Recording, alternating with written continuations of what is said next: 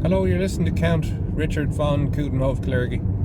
Today is Sunday the 16th November and a rather chilly evening it is too, at 5 degrees at the moment now, which is quite a contrast to the rather wet parts and windy parts of earlier of the end of last week. Interesting to see footage taken of drones of the flooding in the Midlands, especially around Portarlington and other such places. It looked like something out of Deliverance, people canoeing around on their main streets. All they were short was needing the dueling banjos. Also, that I suppose really the purpose of my video is the article that came out in the Telegraph about the UK government keeping from its own citizens the harm as a result of taking the jab. And I'd like to also add a little video from courtesy of the people from Wake Up Air, with much gratitude, an interview with a gentleman who lost his granddaughter, and to put it in his words, he thought she was doing the right thing. And also from the Telegraph as well, the fact that now there have been two instances of which the BBC had been brought up that they had falsified Trump's speech. One was on Newsnight and the other was in the Panorama documentary. But it was interesting to note, on the Newsnight programme, there was an ex-Republican spokesperson, I suppose, was invited on the programme and mentioned to the BBC that footage had been edited, and yet it still went out as such. So I'm delighted that Mr. Trump is putting a case for, I think it's $5 billion US, and I hope you'll come over here and do exactly the same. Be very interesting to see now if he takes a shot at RTE, and I really hope he does, because it'd be great to see some of those overpaid entertainers stroke newsreaders having a bit of a reduction in their salary. So I'm just meeting a friend of mine up here now for a cup of coffee in the Speaker Connolly. You can see how quiet the roads are for Sunday. Imagine that now. And I believe this place could be closing down soon. I think there's planning permission for, as they have with Morton's down the road there, which was another local pub where people have a knockdown and apartments are going to be put up. I think the same is going to be happening here. So on that note, I'll say good night, good luck, God bless. I look forward to reading your comments afterwards, and God save Ireland from all those that want to do her harm. You look, I'm not looking to get into lawsuits, but I think I have an obligation to do it. This was so egregious. If you don't do it, you don't stop it from happening again. We're going to walk down to the Capitol, but maintains it won't offer financial compensation. President Trump, speaking later on Air Force One, was unimpressed. Well, we'll sue them. We'll sue them for anywhere between $1 billion and $5 billion, probably sometime next week. A question prompted by the president's track record. In 2022, he sued CNN for $475 million. The case was later dismissed. In 2024, he sued ABC for defamation and received a $15 million donation towards his plans for a charity and museum. And earlier this year, the president sued CBS for $20 billion, resulting in a settlement of $16 million.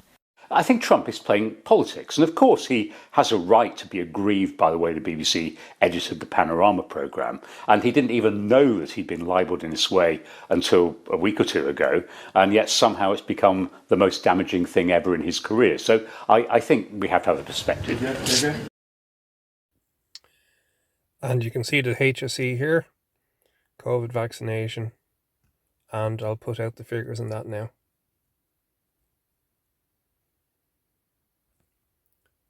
Now you can see the figures there. HSE, 6.2% vaccine uptake compared to 8.6% last year. And you can see COVID vaccinations by week into the year 2025 there into 26. And they have a map here now of 60 plus. You can see the colours there and the uptake. Dublin seems 20 to 22% of 60 to 69-year-olds. And in the 70 to 79 category, Dublin yet again, 41 to 49%. Imagine that. And in the 80 plus year olds, it's 53 to 64%. And I just thought I'd include this one here where it mentions influenza vaccine uptake target is 50% for children aged between 2 and 17 years and 75% for those aged 60 years and over. Healthcare workers and long-term facility. Now even the UK, less than 10%, only 1 in 10 workers in the National Health Service in the UK have taken the flu jab. This is by age and county.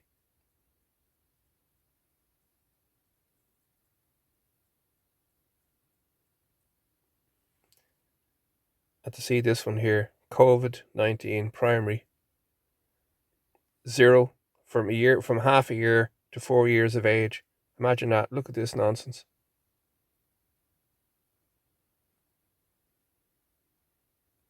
Speaks for itself. Hello, this is for Ava. I'm Ava's granddad. I'd just like the people to know that Ava did what she was asked to do by our state, and that was get the vaccine, protect her granddad and her nana. Ava did that. And in September 1922, we buried her. A tumour removed from her ovary that weighed 2.2 kilos. That's a massive tumour in a young girl her age. She did that because what she thought was her betters told her that this is what you do to protect society, protect the older people. We waved out the window to Ava when we were in our little bubble, in our little cocoon. We did what we were told. I got the vaccine myself because I did what I was told. My generation were told, oh, the politicians know best. The managers, the doctors, the professional people, they know best. So you do what your betters told you. From now on, I will say no. I will question everything, and I get my children to question everything and to say no. Ava said yes because Ava was lied to, and Ava thought she was doing the right thing. We're telling people what we know and what we don't know, and that was not true of CDC in the past. It made assurances about things that, they put masks on babies, 2-year-old babies. 3 years, and they told us it was science-based. It wasn't. It was a political decision. They allowed all of our schools to be closed, and that order was written by the teachers union. It hurt working people all across this country. They said it was science-based, but it was a political decision. We're getting the politics out of CDC and we're returning it to a science-based agency.